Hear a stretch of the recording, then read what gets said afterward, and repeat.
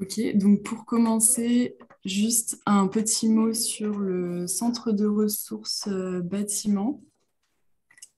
Donc, la plupart d'entre vous le connaissent peut-être déjà, mais donc cet atelier est organisé dans le cadre du centre de ressources qui est porté par l'État, l'ESGAR, l'ADREAL, la région Rhône-Alpes, l'ADEME, la Banque des Territoires depuis donc, fin 2019 et animé par Aura 2E. Donc, sur ce centre de ressources, vous pouvez trouver un ensemble de ressources, événements, notamment consulter l'ensemble des replays, des présentations des événements passés, des actualités, les outils créés dans le cadre du centre de ressources. Et donc, dans ce cadre-là, si vous avez également des informations à diffuser, vous pouvez nous les transmettre et on les postera sur le centre de ressources. Donc, je ne vais pas rentrer dans les détails, mais simplement vous présenter rapidement les prochains événements qui sont organisés, soit en partenariat, soit par le centre de ressources. Donc, le 14 juin, on a la journée éco-bâtiment à 14h45 avec un flash info sur le centre de ressources. Il y aura aussi une partie action réglementaire, solutions de sourcing. Le 16 juin, on a aussi un webinaire organisé sur le déploiement des contrats de performance énergétique sur le parc bâti des collectivités. C'est dans le cadre du projet européen Stepping Plus. Le 21 juin, organisé par l'ADEME, on a une journée sur le ZI à Lyon. Le 28 juin, un webinaire sur l'intégration de la biodiversité dans les projets de rénovation énergétique de bâtiments. Et enfin, en septembre et octobre, on a également un cycle de formation donc organisé par l'ADEME également, avec les niveaux 1 et 2, donc le niveau 1 à Clermont-Ferrand et le niveau 2 à Lyon. Vous pouvez retrouver la liste de ces événements sur le centre de ressources dans la rubrique Agenda et les inscriptions sont ouvertes, donc n'hésitez pas. Voilà, je laisse la parole à Mathieu, peut-être pour la suite de l'atelier. Ça marche, super. Eh ben, bonjour à tous, je vais vous partager mon écran. Hop. Alors normalement c'est tout bon, vous devrez bien, vous voyez tous bien? Ouais, Super, eh ben, c'est parti. Du coup, je m'appelle Mathieu Maillard, je travaille à la LTE 69, qui est l'agence locale de la transition énergétique du Rhône. Et pendant une heure et demie, je vais vous parler d'un outil qu'on a développé sur le confort d'été. Donc pour commencer, je vais parler rapidement de la LTE. Ensuite, je vais vous expliquer un petit peu le contexte et le cahier des charges qu'on a rédigé pour fabriquer cet outil. Et puis par la suite, je vais vous présenter deux outils. Le guide qui reprend toutes les hypothèses et un guide technique qui nous permet vraiment d'utiliser un outil Excel qui est le résultat du cahier des charges et du travail qu'on a mené avec le bureau d'études. Et ensuite, je finirai. Casino. Ouais. Ah, alors, je crois que vous avez laissé votre micro. Et du coup, je finirai par une petite conclusion et un cahier des charges qu'on est en train de construire sur comment réaliser une bonne STD et quel type de commande faire au bureau d'études lorsqu'on veut réaliser une simulation thermique dynamique. Si vous avez des questions, vous n'hésitez pas à me couper par chat ou directement en levant la main et puis on échange comme ça. Je pense que ce sera plus sympa et plus intéressant. Alors, rapidement, pour vous parler de qui on est, donc on est une association, une agence locale de la transition énergétique. On est vraiment un outil qui est au service des politiques énergie-climat du département et du territoire du Nouveau-Rhône. Et notre mission, c'est d'encourager, d'accompagner, de promouvoir et d'animer par tous les moyens qui sont mis à notre disposition la transition énergétique, tout simplement, entre guillemets. On va s'adresser aux particuliers, aux acteurs du logement et aussi, moi particulièrement, aux collectivités et aux professionnels. Notre périmètre d'intervention, c'est le Nouveau-Rhône, donc le Rhône hors métropole de Lyon. Voilà, donc on intervient sur l'ensemble des EPCI de ce territoire-là.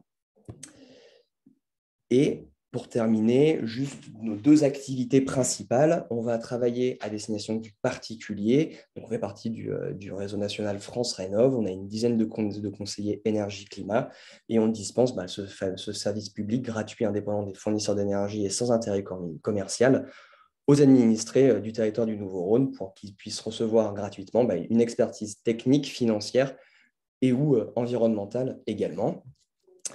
Et plus particulièrement, moi, je travaille au sein du pôle collectivité et professionnel et je pilote les activités en lien avec le bâtiment et les énergies renouvelables. Et donc, dans ce cadre de ces missions-là, on accompagne techniquement et financièrement les communes qui ont des projets de rénovation énergétique construction neuve ou alors de mise en place de production de chaleur et d'électricité renouvelable. Donc, ça se traduit par plein de petits, par tout un panel d'accompagnement qui va de l'émergence de projets jusqu'à la signature des marchés de travaux et des visites inaugurales. Donc, ça, c'est le gros de mon travail. Et sinon, on va retrouver au sein de ce pôle-là 2 autres activités qui vont être en lien avec le suivi et l'optimisation des consommations et une dernière mission qui est en lien avec les politiques énergie-climat des collectivités. Donc là, on s'adresse plus directement aux EPCI des territoires directement. Donc, au sein de bâtiments énergie renouvelable, très rapidement, qu'est-ce qu'on fait pour que vous puissiez un petit peu imaginer le type d'intervention qu'on réalise. On va être présent dans toute la phase amont, dans toute la phase réflexion, dans la phase de programmation et ou de faisabilité, où on va rédiger des analyses d'opportunités, donner des avis sur la production des bureaux d'études, aider les maîtres d'ouvrage à sélectionner ces fameux bureaux d'études. Une fois que cette partie-là est faite, on intervient également lorsqu'on va sélectionner un maître d'œuvre, on va rédiger des cahiers des charges, des CCTP pour la sélection d'équipes de maîtrise d'œuvre, analyser et aider à la sélection des différentes offres. Et tout au long de la phase de maîtrise d'œuvre, donc de la phase APD à la phase DCE, on va faire ce qu'on appelle un appui à la conception, où on va donner notre avis critique durant l'ensemble de ces phases-là. Et voilà, on sert vraiment d'engrenage entre la maîtrise d'ouvrage et la maîtrise d'œuvre. Et puis ensuite, on va vraiment aider à la sélection des entreprises, relecture des pièces plus précises en lien avec les CCTP pour la sélection des entreprises, pour bien s'assurer que ce qui a été défini en phase d'étude est bien retransmis au sein des CCTP qui sont envoyés en marché public. Et puis, on intervient un petit peu moins pendant la phase travaux. Et ensuite, on peut organiser des inaugurations ou autres types d'événements lorsque on a des projets qui sont exemplaires ou spécifiques sur un sujet ou un autre. Et ensuite, on va faire du lien avec une des missions que je vous ai présentées très succinctement, qui est le suivi et l'optimisation des consommations. Tout ça est un cycle, en fait, soit les travaux qu'on fait proviennent de cette mission qui est suivi et l'optimisation des consommations, ou soit c'est nous après qui les renvoyons vers cette autre activité que l'on mène. Et bien entendu, tout au long de ce programme-là, tout au long de ces phases-là, on accompagne à tout ce qui va être dépôt d'aide financière en lien avec la transition énergétique et la rénovation énergétique. Voilà, donc ça c'était pour une présentation très rapide de ce qu'on faisait. Maintenant, pourquoi est-ce qu'on a décidé de faire cet outil-là et de réfléchir à un outil en lien avec le confort d'été? Tout simplement parce que depuis 2 ans à peu près, on a de plus en plus de sollicitations qui sont en lien avec cette thématique-là. Les communes nous contactent de plus en plus parce qu'ils ont des problèmes de surchauffe dans leurs bâtiments communaux. Et donc, on est parti de ce constat-là. Il nous faut un outil pour qu'on puisse travailler et aller dans ce sens-là. Parce que comment on peut faire sans système actif? Comment est-ce qu'on peut en parler objectivement? Autant pour tout ce qui va concerner les problématiques de chauffage, c'est entre guillemets plus facile. Tout ce qui va concerner les problématiques de surchauffe l'été, ça va être plus compliqué. Il faut un peu plus d'outils, des visuels, des supports pour pouvoir expliquer que oui, si on a un bâtiment qui est à 33 degrés mais qu'on a des bonnes solutions, le ressenti qu'on va avoir au sein de ce bâtiment, il sera plus positif. Et ça, c'est dur à expliquer, donc il fallait qu'on ait ce petit outil-là. Et sans en parler sans simulation thermique dynamique, c'est délicat. Donc voilà, donc on avait besoin d'un outil de sensibilisation et c'est ce qu'on a essayé de développer avec un bureau d'études. On l'a développé dans le cadre de BAPORA, qui est un programme européen. Peut-être que Marie, tu en parleras un petit peu plus après, mais voilà, on est une 8 acteurs à peu près en Auvergne-Rhône-Alpes, à travailler pendant 3 ans sur la rénovation performante d'une dizaine de rénovations par acteur. Et dans ce contexte de programme européen, on a un budget pour des missions de sous-traitance et on a utilisé une partie de ce budget-là pour travailler sur ce confort d'été, justement. Donc, on a passé commande auprès du bureau d'études Eliasol, qui est un bureau d'études qui est spécialisé dans la conception de bâtiments passifs et qui a qui a intervenu plusieurs fois dans les 5 à 7 de l'éco-construction et autres, particulièrement bon sur tout ce qui va être bâtiments passifs et confort d'été. Donc, on a passé commande auprès de ce bureau d'études et on lui a demandé d'étudier l'impact du confort d'été d'une série d'actes de rénovation dits classiques ou de variations environnementales pris de manière séparée. Quand on parle d'actes de rénovation classiques, je vais en faire l'état des lieux après, mais on est sur des choses qui sont faisables, on va dire, ou qui ne sont pas encore en étude. Voilà. Donc, il y a des choses qu'on n'a pas mises, qu'on n'a pas demandé à étudier. Tout ce qui peut être système adiabatique, par exemple, vous n'allez pas les retrouver au sein des actes qu'on a pris. Et en variation environnementale, on est tout simplement sur de la végétalisation à proximité de l'école, mais vous allez voir ça juste après. Bien entendu, tous ces actes qu'on fait, ils n'ont pas lieu d'être effectués seuls, mais regroupés en bouquets de travaux. Et par souci de complexité, dans l'outil que je vais vous présenter, on les étudie juste acte par acte et on n'a pas fait de scénario de bouquet. Ça, vous allez le comprendre juste après. Est-ce que jusque-là, c'est à peu près clair ou vous avez des questions? J'imagine. Qui ne dit mot consent. Donc, on va continuer. Quelle méthode on a appliquée pour pouvoir faire ce fameux outil? On a créé un cas type. Ce cas type, que je vais détailler juste après, on a défini des hypothèses monoparamétriques. Donc, ce que je vous disais, on a pris plusieurs cadres, des exemples de rénovation classique ou environnementale. Chaque paramètre, on va lui définir une valeur minimale, une valeur maximale et éventuellement une valeur intermédiaire en fonction de l'hypothèse qu'on a prise. Et on voulait surtout avoir des résultats qui soient clairs et exprimés en gain de confort par rapport à la situation initiale, ce que vous allez voir juste après. L'idée de cet outil, c'est d'aider à prioriser les actions qui vont avoir un impact plus important sur le confort d'été et celles qui ont un impact qu'on peut qualifier de négligeable et qui peuvent parfois être proposées et mises en avant par la maîtrise d'ouvrage, typiquement un remplacement de menuiserie. Attention, sur le prisme du confort d'été, ne va pas forcément avoir un impact très significatif, alors que la mise en place de brises solaires orientables va vraiment améliorer le confort de façon importante. Donc, c'est vraiment un outil qui, pour nous, va nous permettre de discuter des différentes solutions intéressantes à mettre en place et celles qui, finalement, on peut mettre entre guillemets de côté si on regarde uniquement ce côté confort d'été. Donc, au niveau du cas type, on a décidé de partir sur un groupe scolaire fictif qui n'existe pas, qui est la résultante de 2 plans d'école qui sont existants. Vous allez avoir une partie type ancienne, une école Jules Ferry des années 1850 de mémoire, et une extension des années 90. C'est souvent les cas qu'on retrouve, nous, en tout cas dans le Rhône, et même, comme vous allez voir par la suite, ça peut vous permettre de jouer soit sur un bâtiment type ancien ou un bâtiment type extension des années 90. On est à peu près sur un bâtiment qui fait 1000 mètres carrés. On va avoir des classes, plusieurs, ce qu'on appelle divers, donc des sanitaires, des bureaux du directrice, directeur et un restaurant scolaire. Ce restaurant scolaire n'est pas dédié à de la cuisine à proprement parler, mais juste à de la réchauffe de plats.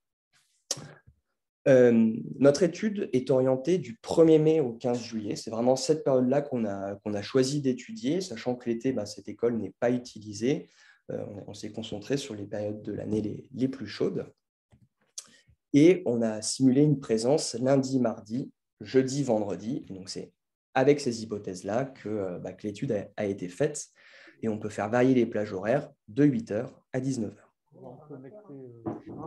Au niveau de la composition des murs, donc vous la retrouvez ici.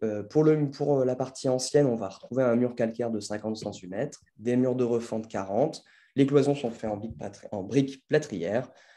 Menuiserie, on est en simple vitrage, toiture isolée sous rampant avec 10 cm de laine de verre. Et pour la partie extension, quelque chose de classique des années 90, un parpaing de 20 cm, laine de verre, BA13. Pareil pour les murs de refend. Double vitrage, on est sur quelque chose de relativement léger, 4-6-4. Et toiture isolée sous rampant, 20 cm de laine de verre. Voilà, donc ça, c'est pour nos hypothèses de base. Ensuite, au niveau des paramètres qu'on a décidé de faire varier, vous allez retrouver, alors c'est de façon un petit peu brute, mais pas mal de paramètres qu'on jugeait faciles ou qui étaient intéressants d'étudier. Donc, l'ajout d'inertie, rajouter des isolants qui peuvent créer du déphasage, remplacement de menuiserie, végétalisation, type de ventilation, etc. etc. Détail de mise en œuvre quand on voulait avoir des éléments un peu plus précis. Et ensuite, quelle configuration entre minimale, intermédiaire et maximale. Ça, c'était extrait de notre cahier des charges. Il y a des choses qui ont bougé lorsqu'on a confectionné l'outil avec Eliasol. Typiquement, est-ce que c'était possible de voir l'impact d'une dépose totale ou d'une pause en rénovation? Ça, c'était trop compliqué, donc on l'a sorti du cahier des charges. Et voilà, vous avez un résumé ici de l'ensemble des hypothèses que l'on a prises et des paramètres que l'on va pouvoir faire varier. Toujours au niveau du cahier des charges, le bureau d'études a travaillé sur Confi Pléiades.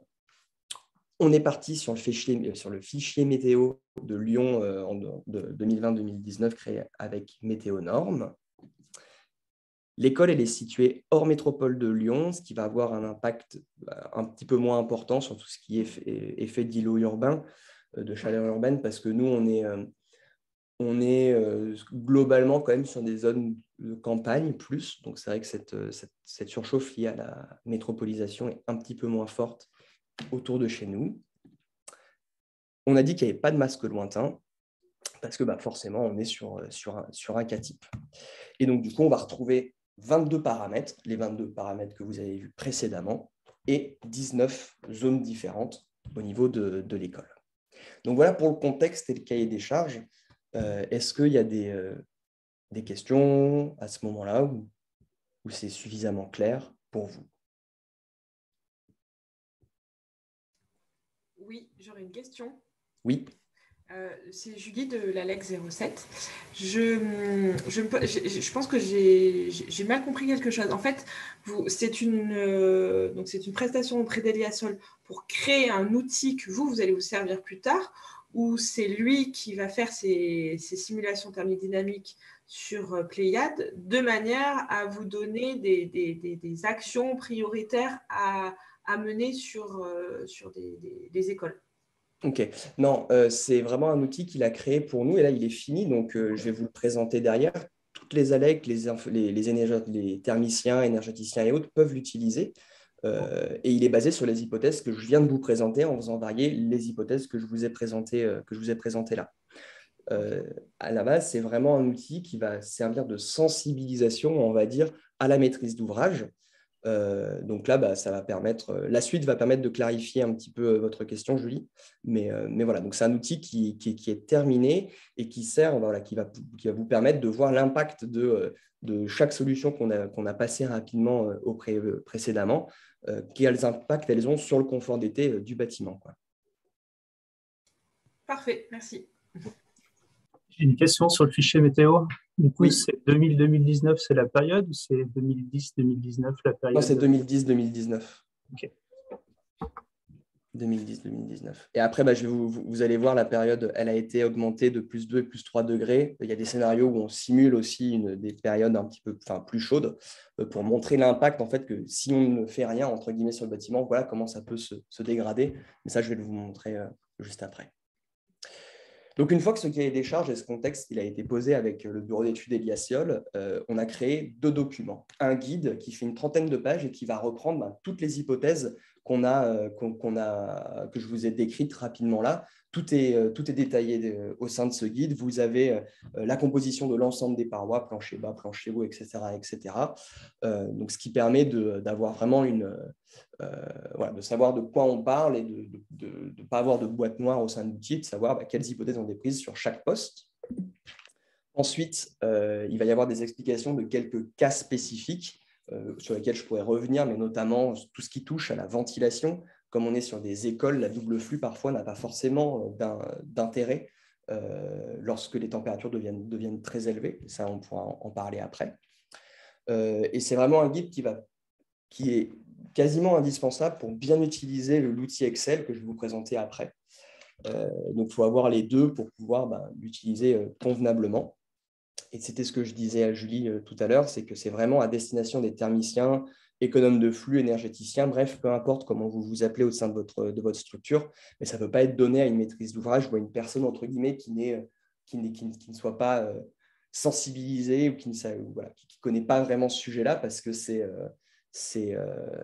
un petit peu technique, il faut savoir interpréter les différents résultats. Et bien entendu, ça ne va pas remplacer une ESTD et ce n'est pas un outil de préconisation à proprement parler, c'est vraiment pour aborder ce sujet-là. Et une des utilités qu'aujourd'hui on utilise le plus à la LTE, c'est que ça nous sert d'aide à la rédaction de cahiers des charges et de recommandations auprès des bureaux d'études qui réalisent une ESTD, parce que c'est un petit peu aussi un peu de notre fait, mais on demandait de réaliser une ESTD sans trop donner de pistes et de consignes par rapport à ça, et on s'est retrouvé avec beaucoup de cas où les STD étaient pas forcément mal faites, mais disons qu'il n'y avait pas d'interprétation des résultats, il n'y avait pas de lien entre les travaux, les scénarios de rénovation et ce qui était fait au sein de la STD. Donc, c'était très difficilement exploitable pour la maîtrise d'ouvrage, et ce qui est quand même relativement dommage. Donc ça, voilà, c'est vraiment un outil qui ne va pas remplacer les STD, qui ne va pas permettre de préconiser quoi que ce soit, mais qui permet de donner des grandes pistes et de servir de base d'échange entre la maîtrise d'ouvrage et les structures accompagnantes ALEC, ALTE et autres, et la maîtrise d'œuvre. Donc, voici notre fameuse école. Donc, vous voyez qu'il y a beaucoup de salles. On a 22 salles au final, ce qui nous permet d'avoir, ça fait beaucoup de salles, mais ça nous permet d'avoir une belle typologie de type de salles entre des sanitaires ou des restaurants scolaires ou des salles d'enseignants ou des salles de classe. Vous n'allez pas avoir les salles d'enseignement, par exemple, vous n'allez pas avoir le même comportement. Et donc, ça vous permet, en fonction du bâtiment que vous avez à étudier, de trouver, entre guillemets, le cas qui correspond, qui s'approche un petit peu plus de votre cas potentiellement à vous. Donc, voici pour les plans. La modélisation 3D sur Config donne ceci. Et ensuite, tout scénario de simulation thermique dynamique, vous allez retrouver les hypothèses en lien avec l'occupation, les hypothèses en lien avec l'éclairement, et les hypothèses en lien avec la puissance dissipée. Donc pour l'occupation, on est parti vous allez trouver le nombre d'occupants par pièce dans la slide suivante. Et on s'est accordé avec le bureau d'études que chaque occupant dégageait en moyenne 80 watts. Pour l'éclairement, on est resté simple. On a dit qu'on appliquait la norme en vigueur pour ce qui touche et ce qui correspond aux écoles, pardon. Et la puissance dissipée, c'est ce qui vient se rajouter en plus de la puissance qui est dégagée par les occupants de la pièce. Et vous avez les hypothèses qui sont juste après. Au niveau de l'étanchéité, on est parti sur une étanchéité à 1,5 volumeur en plus, et en plus des infiltrations, ce qui peut paraître être une valeur mauvaise, entre guillemets, mais si on veut aussi que la réglementation soit appliquée au sein de notre STD, à savoir, alors je n'ai plus exactement les débits en tête par occupant, mais on arrive dans ces ordres de grandeur-là, donc c'est pour ça qu'on a aussi cette valeur qui est, entre guillemets, pas forcément très bonne sur notre cas de base. Et voilà. Et donc là, vous retrouvez, donc ça c'est aussi au sein du guide, l'ensemble des hypothèses d'occupation en fonction des salles, les luxes pour l'éclairement et la puissance dissipée par zone. Voilà. Alors, je vais revenir sur quelques paramètres pour repréciser un petit peu plus les hypothèses, parce que lorsqu'on va manipuler l'outil, c'est pour que vous puissiez bien les avoir en tête.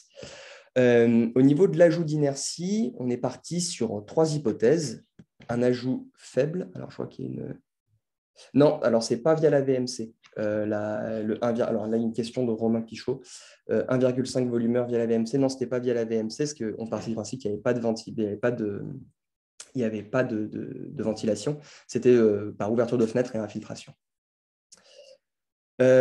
Souvent, alors je ne sais pas si c'est le cas aussi chez vous, mais nous, sur les vieilles écoles, en tout cas, alors l'exemple 90, non, mais sur les vieilles écoles type plan, Jules Ferry, on n'a pas il y a très peu, très rarement des ventilations, et c'est un sujet qui est très important à traiter également. Donc, je ne sais pas si de votre côté aussi, vous retrouvez ce type ces absences de ventilation quasiment systématiquement, ou pas, mais en tout cas, voilà, c'est un sujet, et cet outil permet aussi d'aborder ce sujet-là sous le prisme confort, mais en tout cas, permet de rajouter en tout cas de l'argumentaire à la mise en place d'une ventilation performante et qui respecte la réglementation. Voilà, donc, au niveau des autres différents paramètres, on a décidé de regarder qu'est-ce que ça faisait si on rajoutait de l'inertie, donc soit une plaque de plâtre classique, soit des carreaux de plâtre, ou soit des briques en terre crue Alors effectivement, attention, l'ajout d'inertie, on le fait par l'extérieur, on le fait par l'intérieur. Typiquement, ce n'est pas forcément possible de rajouter de la mèche en terre crue à l'intérieur, effectivement. Mais c'était surtout pour nous, pour voir comment le bâtiment se comportait si on rajoute cette inertie-là, notamment dans les murs anciens. Et donc ça, vous allez le voir, les résultats sont assez intéressants derrière. Donc voilà pour l'ajout d'inertie. Et ensuite, on a fait ce qu'on appelle de l'ajout d'isolation, où en plus de rajouter de l'isolant, on rajoutait aussi de l'inertie. Donc, on utilisait des matériels type laine de bois dans l'hypothèse forte, où on avait un R de 3,8 et on rajoutait l'isolant était à base de biosourcés type laine de bois avec une densité relativement importante. Donc ça, c'est pour juste cette petite nuance entre inertie et isolation pour que vous puissiez comprendre derrière quelles hypothèses on a prises. Et ensuite, on peut nommer la protection solaire, donc deux hypothèses. Soit on est sur de l'intermédiaire. Intermédiaire, c'était volet roulant manuel, où il y avait 80% d'occultation entre 10h et 17h. Dans l'intermédiaire, c'est de la laine de verre avec une plaque de plâtre. Il y avait une question qui est dans l'isolation intermédiaire, c'est quoi comme isolant? Voilà. Donc, disons, pour la protection solaire, au niveau de l'intermédiaire, on a 80% d'occupation de 10h à 17h avec une gestion manuelle. Et forte, on a dit qu'on partait sur des BSO, donc des brises soleil orientales, avec une gestion plus fine et automatisée.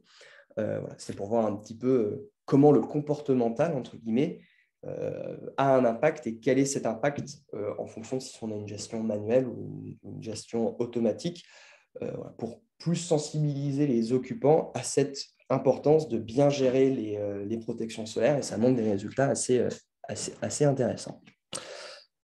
On a simulé tout ce qui était en lien avec le brasseur d'air. Donc, dans la version intermédiaire, c'est une résistance thermique. Alors, elle n'est pas inférieure à 3,8, elle est de 3,8, mais on n'est pas avec un isolant très dense. Pardon. La question, c'est dans la partie isolation, la version intermédiaire a une résistance thermique inférieure à 3,8.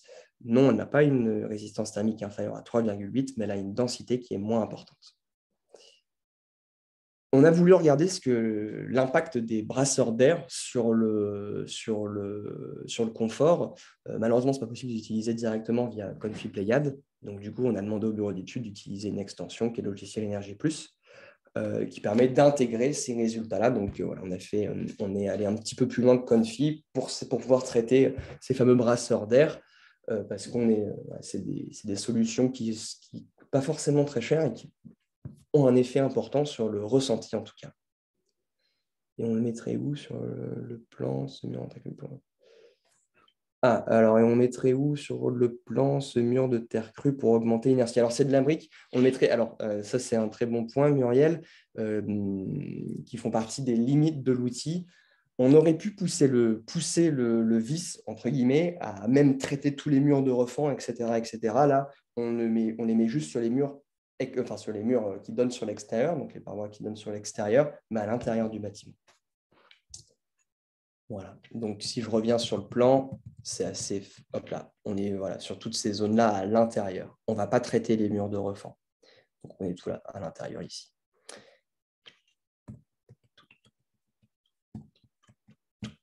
Voilà. On a aussi regardé ce que pouvait donner la végétalisation de la zone. Donc, on a fait deux simulations. Une simulation dite intermédiaire. On a des arbres qui sont positionnés principalement sur les façades est à sud-ouest. Et une hypothèse dite maximale, où là, on arrive à mettre des arbres un petit peu partout sur le pourtour et sur le contour du bâtiment. Voilà. Est-ce que pour tout ça, pour le moment, c'est un petit peu... vous avez des questions? Est-ce que c'est relativement clair au niveau de tous ces paramètres-là? Après, vous allez comprendre lorsqu'on fera bouger sur le Excel. Mais est-ce que vous avez des questions qui viennent en plus ou tout va bien? J'ai une petite question, Mathieu. Oui. Les arbres, ils jouent juste sur le masque solaire ou ils jouent aussi par les effets de rafraîchissement de l'air extérieur, etc., proche des parois Alors, de mémoire, il ne joue que sur la création de masques proches. Ok. Après, bien entendu, tout ce qui va être évaporation des arbres, etc., va apporter du confort qu'on ne peut pas nommer sur une STD. Mais par contre, et c'est ça, j'en parlerai rapidement après, mais c'est sur le diagramme de Givoni où en fait c'est vraiment la température est différente de la température que l'on ressent. Et la végétalisation apporte carrément une amélioration de la température de ressenti. Ok. Pas de souci. Alors, je vois qu'il y a pas mal de questions sur le renouvellement de l'air. Donc, 1,5, c'est notre cas de base, c'est en journée et la nuit. Et après, donc, si on regarde les hypothèses qu'on a prises et qu'on a demandé d'étudier, on va retrouver, voilà, en ventilation, donc on simule l'impact d'une simple flux et d'une double flux. Qu'est-ce que ça va avoir au sein de notre bâtiment? Et après, du coup, sur nos 2 postes, on ne traite pas la ventilation. Enfin, on ne fait pas de surventilisation nocturne, on simule 2 volumeurs et on simule 4 volumeurs pour regarder l'impact que ça a sur le confort. Voilà, donc on a bien entendu pris en compte cette surventilation nocturne qui a des impacts relativement intéressants et vous allez voir ça après. Donc on y retourne. On a choisi de noter notre base, enfin on s'est basé sur la RE 2020 pour calculer ce que l'on gagnait ou ce que l'on dégradait en termes de confort au sein de l'outil qu'on a fait avec Eliasol. Donc, on raisonne en degrés-heure d'un confort. Comment ça marche? On définit une température de confort qui peut être de 26, 27, 28. Et lorsque celle-ci est dépassée, on va comptabiliser 1 degré-heure par degré dépassé. Autrement dit, là, dans ce cas-là, on a défini une température de confort à 26 degrés. Et lorsque, dans la journée, on passe à 27, 28, 29, 31, 33, on va mesurer le delta entre 26 et la température atteinte. Et c'est cette somme-là qui va être notre somme de degrés-heure d'inconfort qu'on va avoir au sein de notre journée. Et ça, ce sera notre cas de base. Donc, on définit la période qu'on étudie du 1er mai au 6 juillet et on cumule en degrés-heure d'inconfort et on va regarder l'impact que chaque solution va avoir sur ce degré-heure d'inconfort pour regarder si notre confort est dégradé ou au contraire amélioré. Au niveau de l'outil, donc là je vais vous le montrer, comment ça marche. Vous sélectionnez divers critères. Donc là, vous avez votre zone, vous choisissez votre zone, que ce soit, là, on est dans la salle primaire rez-de-chaussée nord, votre jour de début, votre jour de fin de l'étude, votre heure de début de présence et votre heure de fin de présence, et la température de confort que vous souhaitez obtenir. Vous avez donc indiqué en fonction de la salle que vous choisissez la partie du bâtiment dans lequel vous vous situez, si vous êtes plutôt sur la partie ancienne ou sur la partie récente, et quelle est l'exposition principale de la salle en question, donc nord, sud, est, ouest.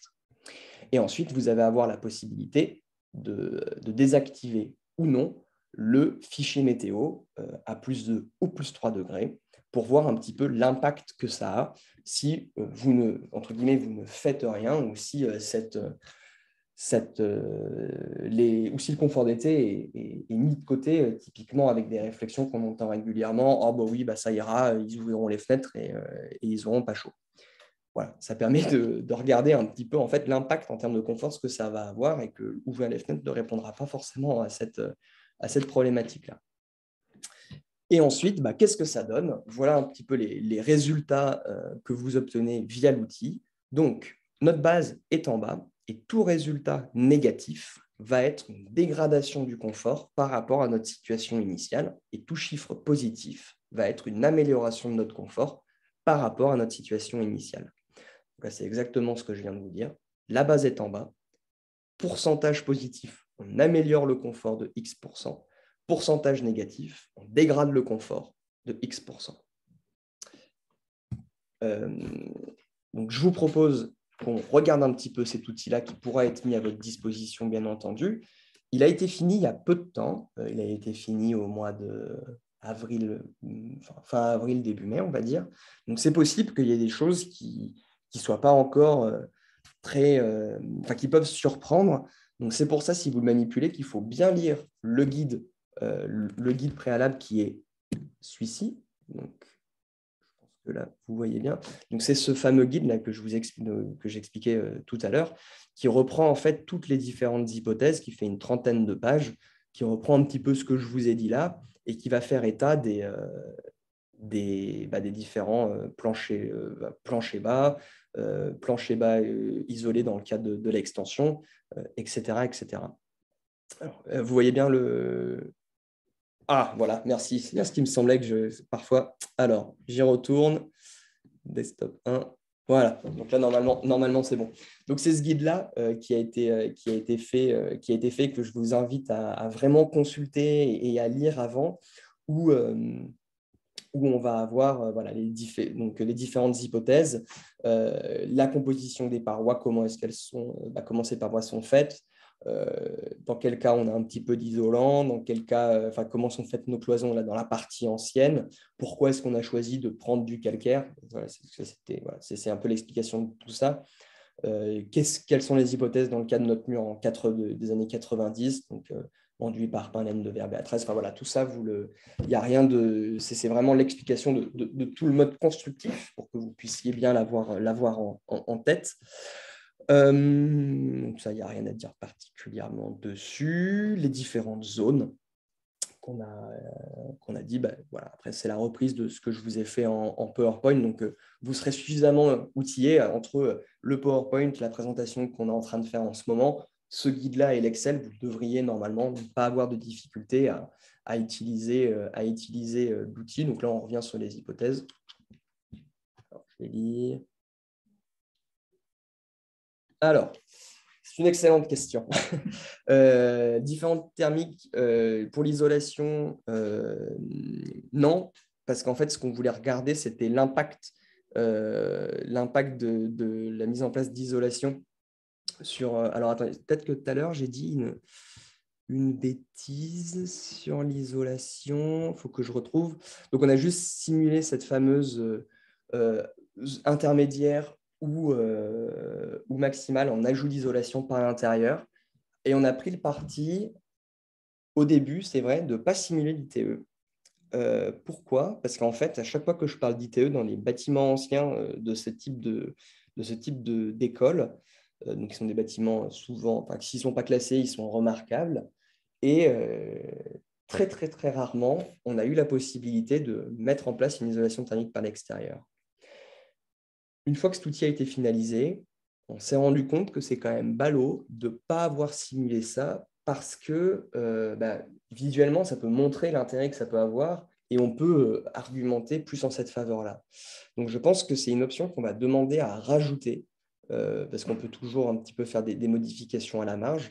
Mais effectivement, à mon sens, c'est vrai que ce serait bien de regarder ce que fait l'ITE. Mais on s'est plus basé sur l'aspect faisabilité possible et retour d'expérience qu'on a depuis plusieurs années sur ce sujet-là et le fait que les gens ne veuillent pas. Donc, on a pris le problème à l'envers. On s'est dit, on va mettre par l'intérieur, on va voir ce que ça fait. Et en mettant par l'intérieur, vous allez voir, ça dégrade le confort d'été. Donc, oui, tout à fait. Éviterait que l'isolation soit tout le temps négative sur le confort d'été. Exactement. En fait, ça permet de le montrer. Donc, peut-être juste que même si il n'y a pas de résultat qui le montre, en tout cas là, sur cette version aujourd'hui, montrer qu'isoler pas sachant que l'on fait, montrer que isoler par l'intérieur n'est pas une bonne idée sur la partie ancienne parce qu'on va dégrader le confort. On peut regarder pour passer par l'extérieur, mais souvent, en tout cas, c'est compliqué sur les écoles primaires, sur les écoles de ce type-là. Et bien entendu, si on isole par l'extérieur, on est avec de l'enduit à la chaux et avec des matériaux biosourcés qui sont perspirants. Ça, on est bien d'accord. Voilà.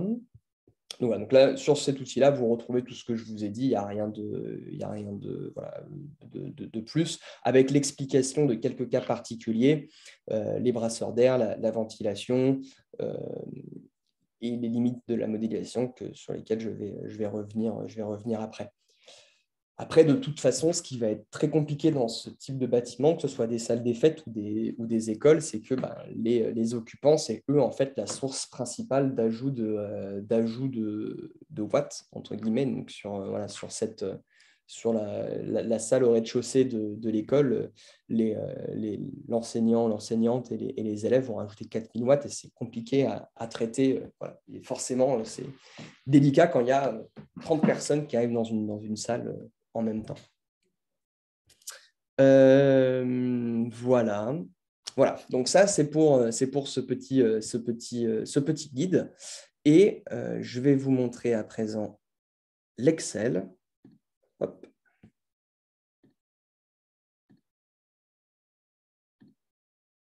Voilà.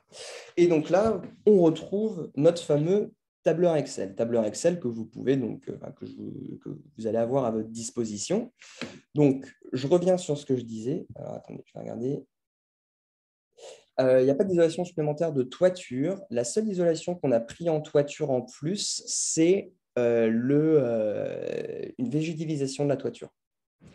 Et quand on a discuté avec le bureau d'études sur le fait d'ajouter ou pas de l'isolation en toiture, j'ai plus en tête exactement sa réponse, mais elle était assez intéressante.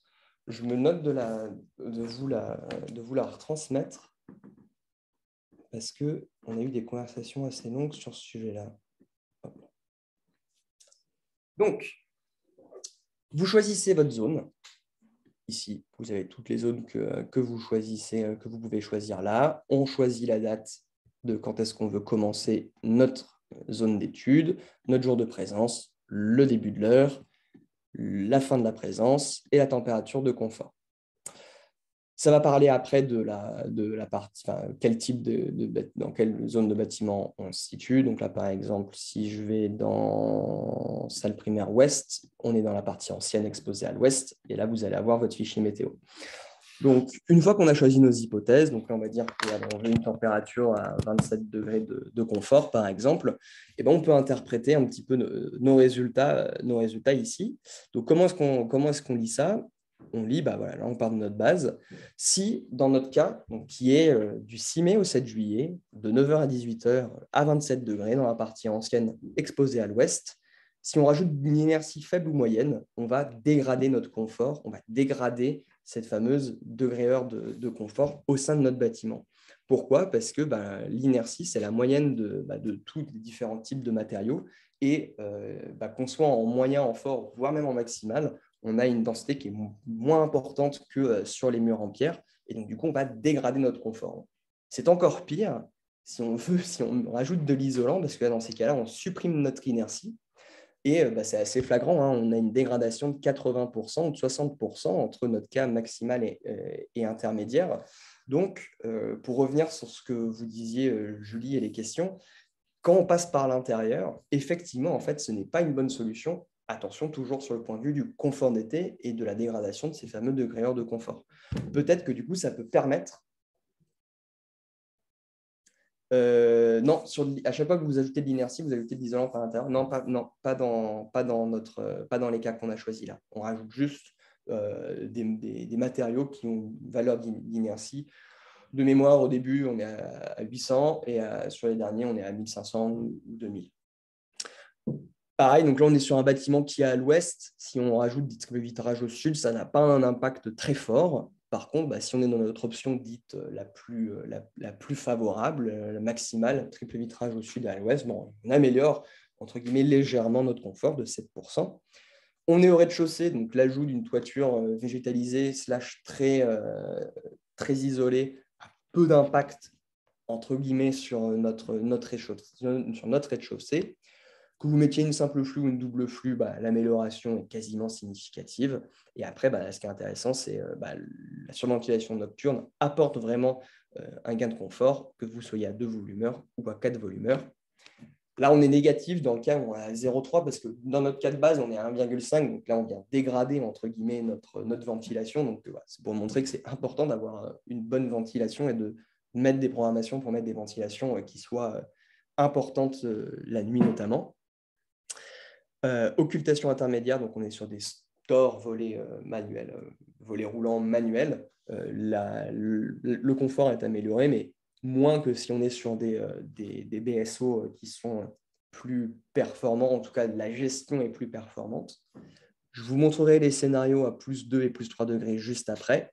Et après, on voit que les arbres à feuillage intermédiaire et maximal apportent une amélioration du confort, forcément, parce que on va avoir moins de rayonnement direct. Alors attention, donc là il y a une question qui dit « Je ne comprends pas, quand on augmente l'inertie combinée avec de la ventilation nocturne, on retarde l'inconfort dans la journée ?» Oui, tout à fait, mais là on est sur un bâtiment ancien. Si pour rajouter de l'inertie, il ne suffit pas de rajouter du matériel, entre guillemets, il faut rajouter du matériel qui ait une meilleure densité que le matériel existant de base. Donc si on vient dégrader notre inertie avec un matériel moins bon, notre inertie générale va diminuer. Et là, on n'est pas sur cet outil, on est vraiment cas par cas, entre guillemets. Maintenant, c'est à nous, en tant qu'accompagnateurs, d'orienter le projet en disant, voilà, au vu de la configuration de votre bâtiment, il vaut mieux qu'on étudie et on privilégie la mise en place de BSO, d'une ventilation nocturne à 2 ou 4 volumeurs et une isolation par l'extérieur. Et c'est après le cumul de ces trois hypothèses qui doivent être étudiées par une vraie STD, entre guillemets. Ça nous servir de base. Et il ne suffit pas d'additionner les différents conforts. Vous allez voir... Oui, tout à fait. Je vais faire ça juste après. Le résultat avec ajout d'inertie sur l'extension, je vous montre ça juste après. Vous allez voir, ça va améliorer drastiquement. Ça améliore sur la partie nouvelle. C'est pour ça qu'en fait, cet outil, on ne peut pas, entre guillemets, le donner de brut de décoffrage à n'importe qui. Il faut vraiment avoir en tête les parties du bâtiment, quelles hypothèses ont été prises. Voilà, c'est pas, il y a forcément des cas sur lesquels tout le monde ne sera pas forcément d'accord. Mais on a essayé de faire au plus générique et large possible. Je vous montre juste qu'est-ce qui se passe si on rajoute les fichiers météo. Donc là, on prend les fichiers météo de 2010 à 2019 et on leur ajoute 2 degrés et on leur ajoute 3 degrés. Voilà. Dans ces cas-là, on voit que c'est catastrophique. Si, entre guillemets, on ne fait rien, notre confort est dégradé de 400% ou de 224% sur notre scénario, notre cas initial. Donc, ça, nous, on l'utilise beaucoup pour illustrer, entre guillemets, ce que j'appelle l'inaction, ce qui est vraiment de l'inaction, parce qu'il y a toujours possibilité de mettre, de mettre des clims, mais le problème, c'est que ça permet vraiment de montrer de donner des arguments en faveur. Voilà, là, la situation, on est quand même sur une tendance de réchauffement global. C'est un sujet qu'il faut vraiment prendre en compte et il y a plein de solutions alternatives qui peuvent exister et qui sont durables, contrairement à de la clim que vous pouvez sous-dimensionner, qui ne répondra pas, à toutes les problématiques. Je les désactive pour que ce soit plus lisible. Et je vais me mettre, donc après, juste pour comparer, si on regarde donc OR plus 1, voilà, vous voyez que contrairement à tout à l'heure, l'isolation de toiture a un impact, qui a un impact important. Alors, il y a 2 questions. Il est affiché quelque part le nombre de degrés heure, car 400% de 4, ce n'est pas énorme. Oui, alors tous les onglets sont masqués pour que ce soit plus lisible, mais oui, c'est indiqué quelque part. Vous pouvez retrouver la somme des degrés heure d'inconfort. Sachant que là, sur la période du 6 mai au 7 juillet, on est sur quelque chose de très élevé. Mais ils sont dans les onglets qu'on a masqués par souci de lecture. Lorsque je vous enverrai l'outil, je pourrais tout vous démasquer et vous montrer comment est-ce que l'Excel a été construit. Et je crois qu'il y avait quelqu'un qui a levé la main. Oui, j'avais une question qui est trop longue à taper dans le chat. C'était quand tu affiches les pourcentages d'inconfort avec les scénarios plus 2, plus 3 degrés. Oui. Donc on voyait c'était 200, 400%. Est-ce qu'on peut sommairement dire du coup il faut trouver 271% en face pour compenser le scénario 3 degrés? C'est une très bonne question. Je ne saurais pas y répondre directement. Je serais tenté de te dire instinctivement que oui. Ouais, j'imagine aussi, mais je ne voudrais pas que ce soit un raccourci trop simpliste. Mais ça peut être intéressant parce que dans ce cas-là, ça peut montrer, dire, bah, faut faire ça, plus ça, plus ça, plus Oui, ça. tout à fait. Sachant que le problème, c'est que lorsqu'on va faire surventilation nocturne plus BSO, additionner les pourcentages, c'est faux. C'est vrai. Enfin, donc, ça, faudrait que je pose la question, savoir s'il faut trouver 271 ou si c'est possible de trouver, juste avec le cumul de quelques, de se rapprocher de ce chiffre de façon plus importante. Donc, toc. Et donc, du coup, je crois que c'était toi qui avais dit. Donc, si on regarde après comment ça se passe sur la salle de maternelle, bah là, voilà, on se rend compte que si on rajoute de l'inertie, on améliore notre confort. Pareil que si on met notre isolant avec inertie maximale. Là, on vient rajouter une plaque de pâte, donc ça vient dégrader ou ça a très, très peu d'impact. Que de rajouter un petit peu d'isolant par l'intérieur, ça n'a pas de significatif. Ce n'est pas très significatif parce qu'on ne va pas rajouter de densité. Voilà. Et après, le raisonnement est le même pour toutes les salles que vous avez. Si vous, après, vous pouvez regarder les différentes températures, vous pouvez faire bouger ça. Il n'y a pas de. Voilà, après, c'est à vous de jouer. Les limites de l'outil, c'est si on s'amuse à lui mettre 35 degrés ou ce genre de choses. Là, il y a des moments, il va pas, c'est pas très logique. Donc, du coup, on va avoir des résultats qui peuvent paraître être incohérents. Mais si on reste dans notre gamme, entre guillemets, classique de confort, qui va de 26 à 28, il est tout à fait exploitable et intéressant que de regarder ces zones-là. Vous avez à droite une autre façon de le présenter que nous, on n'utilise pas, mais qui permet de regarder. C'est juste d'ailleurs, c'est la somme des degrés d'inconfort que vous avez. Donc, ça permet de voir où vous vous situez. Ça répond en partie à la question tout à l'heure. L'amélioration du confort. Alors, il y a une question qui dit l'amélioration du confort est identique avec un ajout d'inertie sur l'isolant ou sur la paroi dans l'extension. Je ne suis pas sûr de bien comprendre. L'amélioration du confort est identique Oui, avec... je vais peut-être la formuler, ce sera plus simple. On a 53% d'amélioration du confort avec l'inertie maximale et la ligne de dessus, isolant maximal, on arrive à 50% d'amélioration du confort. Oui. Du coup, ça devrait dire qu'uniquement en augmentant la densité de l'isolant, si j'ai bien compris, on arrive au même niveau d'amélioration de confort, c'est ça? Oui, c'est ça. Parce qu'on va utiliser la laine de bois qui a une densité qui se rapproche de ce qu'on met en inertie maximale. Donc, c'est pour ça. Parce qu'on était à 2000 kg par mètre cube en masse volumique.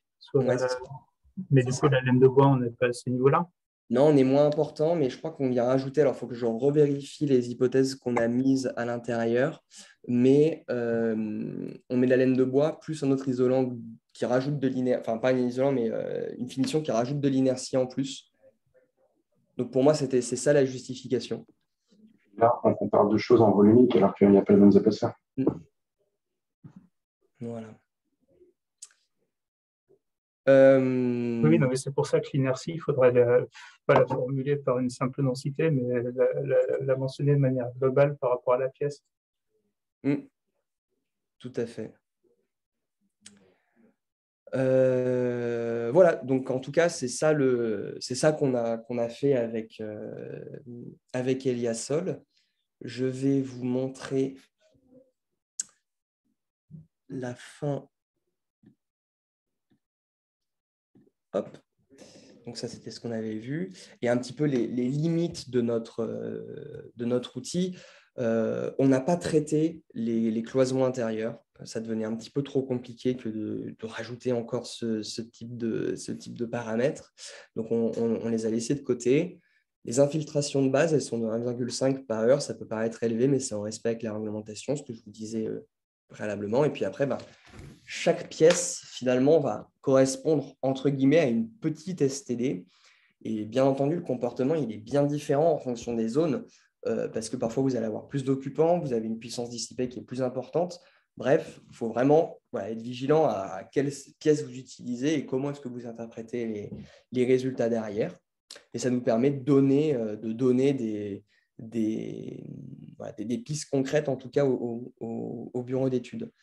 La suite qu'on compte faire dans cet été, principalement, c'est de réaliser un cahier des charges plus précis à fournir au bureau d'études lorsqu'on demande une STD.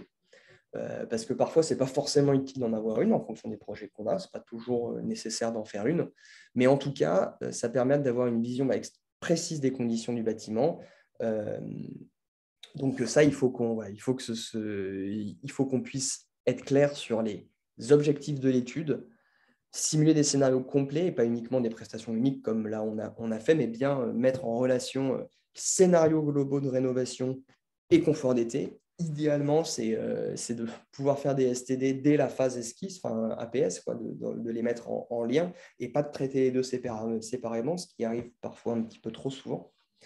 Et donner des pistes dans tout ce qui va être la présentation et l'explication des résultats, parce qu'on a reçu trop de STD là, ces derniers temps, où on a juste l'extraction de Confli ou autre logiciel, sans aucune explication, avec des tableaux en veux-tu, en voilà, et pas de conclusion et aucune piste. Donc, c'est un petit peu de l'argent gâché par rapport à ça. Donc, c'est vraiment important de demander au bureau d'études d'avoir une conclusion qui soit claire et compréhensible par le maître d'ouvrage.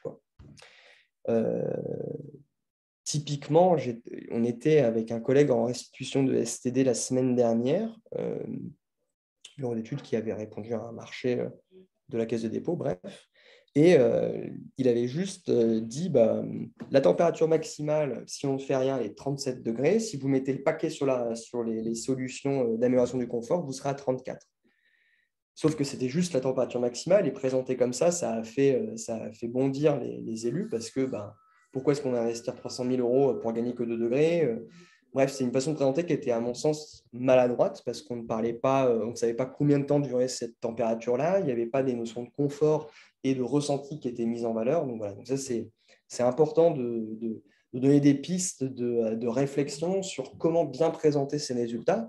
Et une des façons qui peut être faite, il n'y a pas du tout que celle-là, il y en a plein qui existent, c'est de raisonner en heures cumulées ou en durée d'inconfort, de regarder, dans notre cas de base, là, ici, on est à 34 degrés quasiment 150 heures par an, alors que si on fait juste une ventilation nocturne, on est à 33 degrés. Certes, on les atteint, mais que 20 heures par an. Et donc, du coup, est-ce que c'est acceptable ou pas? Voilà, c'est vraiment bien préciser au bureau d'études comment présenter les résultats des différents, les résultats qu'ils trouvent et les résultats des STD pour que ça puisse vraiment être exploité et exploitable et au maximum faire un lien entre les scénarios de rénovation globaux et les STD et de faire les deux ensemble.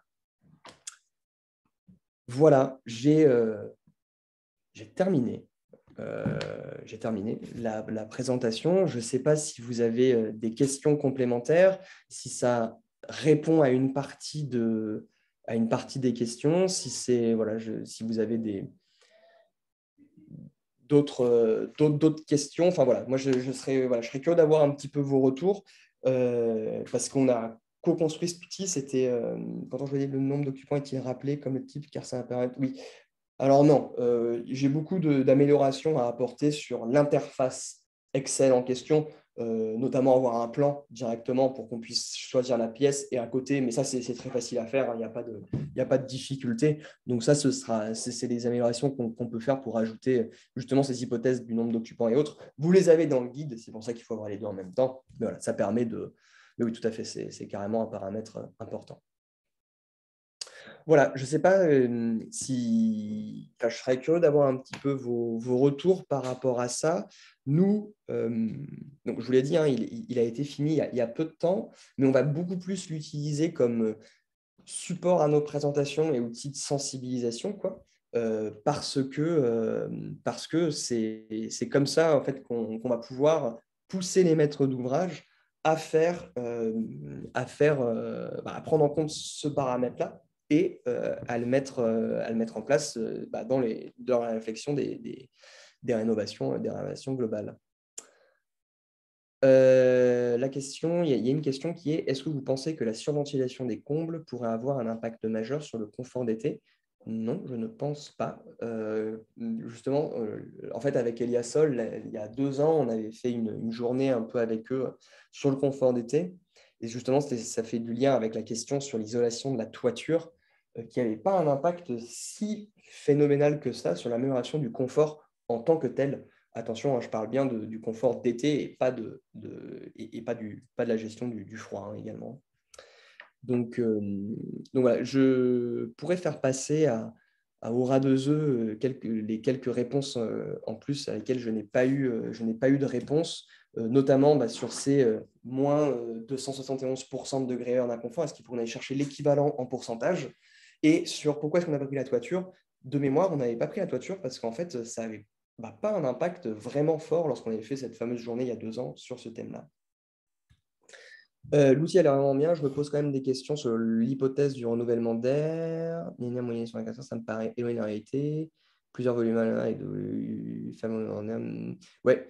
Avez-vous pu croiser les solutions d'occultation avec le confort visuel? Alors, il y a 2 questions. La première.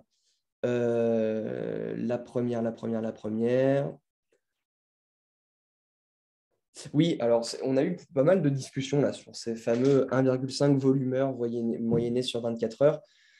En plus, entre-temps, il y a eu tout ce qui était Covid qui est passé entre. Donc, c'est vraiment un sujet qui est compliqué à traiter, cette fameuse moyenne d'étanchéité. On est parti sur ce chiffre-là pour coller à minima la réglementation. Après, c'est beaucoup de comportemental. Et justement, est-ce que cet outil peut permettre ça, et en tout cas a vocation à expliquer. Alors après, c'est compliqué parce que là, on est dans le cas d'école, hein, mais dans le cas des écoles, entre la gestion, la commune qui gère l'école et les instituteurs et institutrices qui s'occupent de l'école, entre guillemets, et voilà, il faut trouver aussi, il y a un autre axe qui est la sensibilisation à l'utilisation des bons équipements là-dessus. Ça, c'est vraiment pas quelque chose d'évident et qui n'est pas entre nos mains, malheureusement. Mais ces illustrations peuvent permettre, à mon sens, d'aborder ce sujet-là avec quelques chiffres pour noter l'amélioration des conforts. Non. Alors, il y a une autre question qui est: avez-vous pu croiser les solutions d'occultation avec le confort visuel des occupants de lumière naturelle? Non, on ne l'a pas fait. On ne l'a pas fait. Et pour le confort d'été, faire des double pot, type mur trombe, augmente le confort. Oui, alors après, on est resté sur des solutions qu'on a vues et qui sont mises en place aujourd'hui. Tout ce qui peut être la solution adiabatique et autres, on ne l'a pas forcément fait parce qu'on l'a très, très rarement vu. Donc, c'était compliqué. On a pris le parti de rester sur des cas, entre guillemets, classiques de rénovation. Voilà.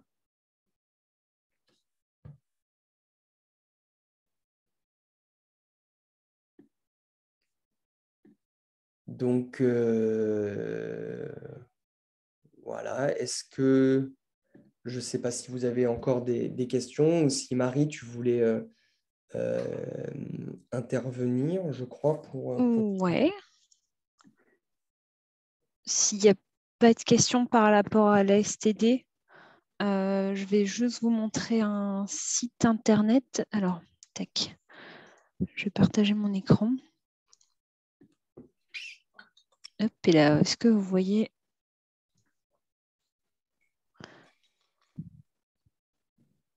Non. Si, on voit très bien. Si, on voit très bien, oui. Le site l'ADRIES, les futurs du climat. Donc, oui. Alors moi, je suis de l'ADEME. Je ne suis pas spécialement climatologue ou quoi, mais on se posait pas mal de questions avec Mathieu et puis avec d'autres gens sur les hypothèses à prendre en compte justement par rapport au STD.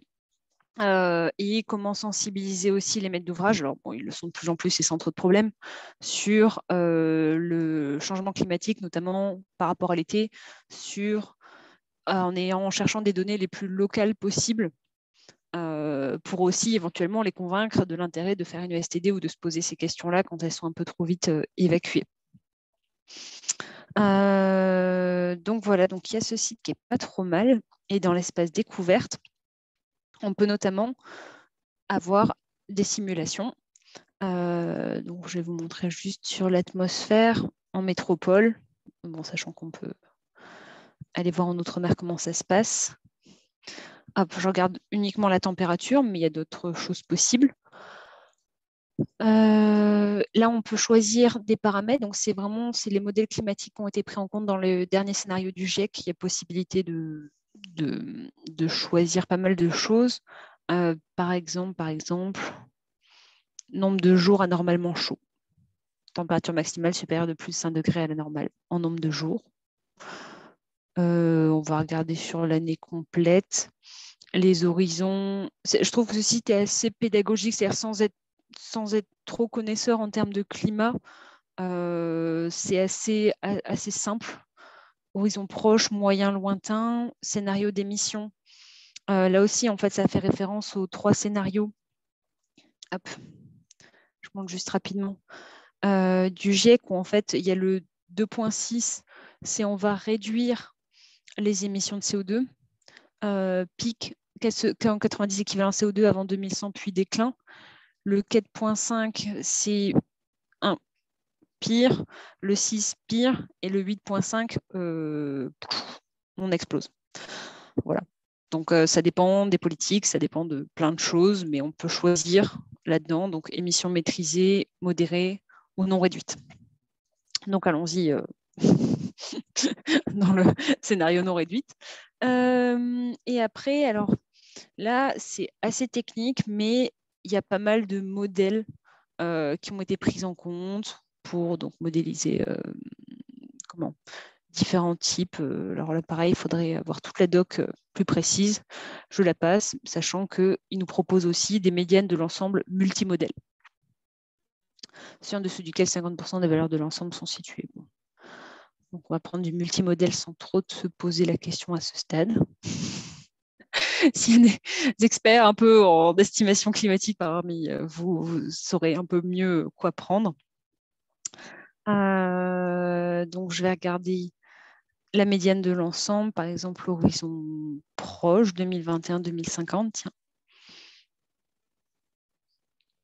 Alors, ça, c'est magnifique. Ça montre une carte de la France, normalement. La dernière fois que j'ai testé, ça marchait bien. Là, ça met nos data, mais on peut exporter l'image quand même, sachant que ça devrait la présenter. Donc, on peut choisir des calques au niveau des départements, etc. Enfin, il y a pas mal. Là, je vais juste la récupérer comme ça.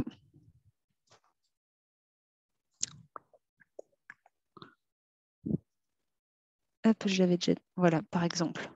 Nombre de jours anormalement chaud pour un scénario sans politique climatique autour de 2035. Et donc voilà, ça donne des grandes idées. En fait, on peut télécharger le même fichier pour un horizon lointain, pour une situation. Hop.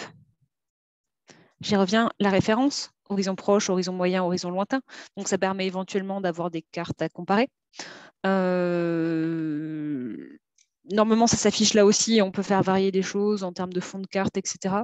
Là, ça marche pas. Pas de temps à l'année, saison au mois. Bon, voilà, on peut corriger. Hop. Donc, bref, ouais, j'ai l'impression qu'il y a des petits soucis d'affichage, mais on a testé ce matin avec d'autres collègues et c'est le cas chez tout le monde. Donc, bon, bref, c'est comme ça, les aléas du direct. Depuis quelques jours. OK, merci pour l'info. Donc, voilà. Et pour ceux que ça intéresse aussi, il y a aussi possibilité, via une connexion, de télécharger des données.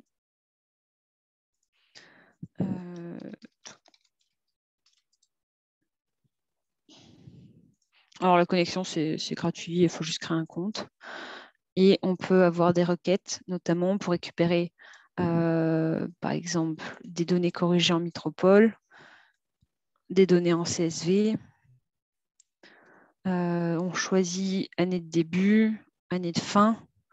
C'est alors que moi, j'aimerais bien avoir, hop, allez, à 2050, on va dire. Et puis 1951, je n'ai pas forcément besoin. Les périodes. Et surtout, la référence géographique, on peut être plus précis.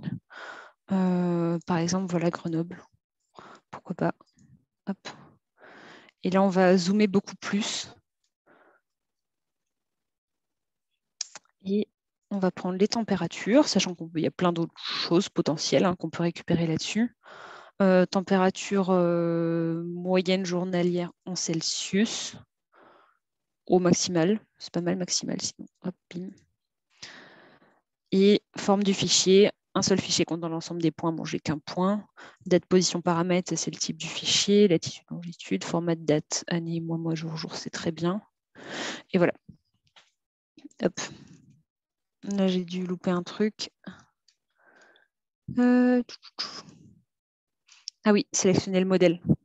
Et là, on retrouve les 2.6, 4.5, 8.5 références. Et puis ça, c'est différents modèles climatiques. Donc, bon, mettons celui-là en 8.5. Et là, je vais pouvoir aller à un horizon un peu plus loin. C'est vrai que le modèle de référence ne permettait pas d'aller évidemment au-delà de l'année actuelle, ce qui est assez logique.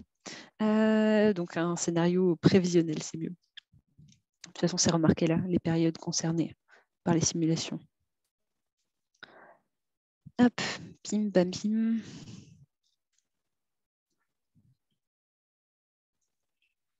Donc voilà, vous pouvez récupérer comme ça. Alors le fichier a cette tête-là, je l'avais fait tout à l'heure déjà.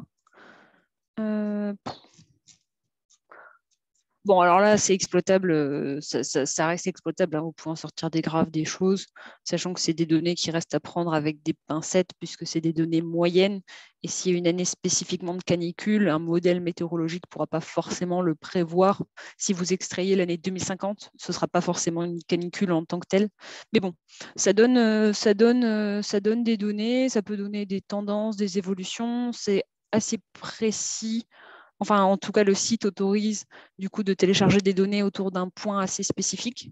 Donc, je trouve que c'est assez intéressant pour ça. Et comme outil éventuellement de sensibilisation, suivant comment vous le traitez derrière, pour cette partie plus précise. Alors que sur l'espace découverte, ça va être plus être la carte. Il n'y aura pas forcément possibilité de... qui est déjà pas mal en soi, qui est déjà un bon outil, je trouve, mais pas forcément possibilité d'extraire des données au niveau de votre ville, par exemple. Donc voilà, ça vaut ce que ça vaut. Moi, je trouve que c'est un outil pas trop mal pour sensibiliser un maître d'ouvrage, assez facile à prendre en main au niveau du site. Donc voilà, on avait découvert ça et du coup, on trouvait ça intéressant de vous le partager. Voilà. Alors, je vais dire, je sais. Bon, il n'y a pas. Je ne sais pas s'il y a trop de questions par rapport à ça. Après, à lire un peu la documentation associée, etc., pour ceux qui veulent en savoir vraiment plus sur les différents scénarios, les différents types de modélisation, etc. Mais ça permet de récupérer vraiment pas mal de données intéressantes, je trouve. Voilà.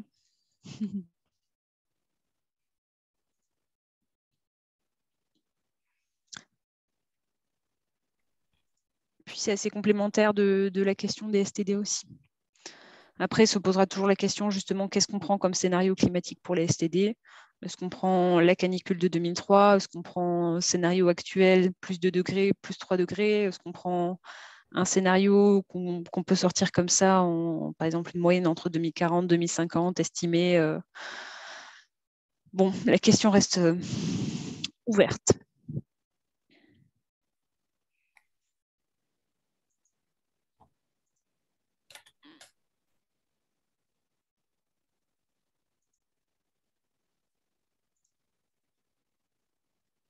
Ok, Voilà. j'ai l'impression qu'on n'a plus d'autres questions. Non, on dirait pas. Alors, bon, dans ce cas, on peut conclure cet atelier. En tout cas, comme on le précisait dans le chat en début d'atelier, donc le replay et les présentations seront disponibles et éventuellement, Mathieu, si tu as des réponses manquantes, on vous les transmettra également. Je me suis permis de mettre mon adresse mail mon adresse mail s'il y a des questions en plus, au cas où qui vous reviennent par la suite. Il ne faut pas hésiter. Et simuler l'effet d'une couleur de peinture, non, on n'a pas fait ça. Voilà.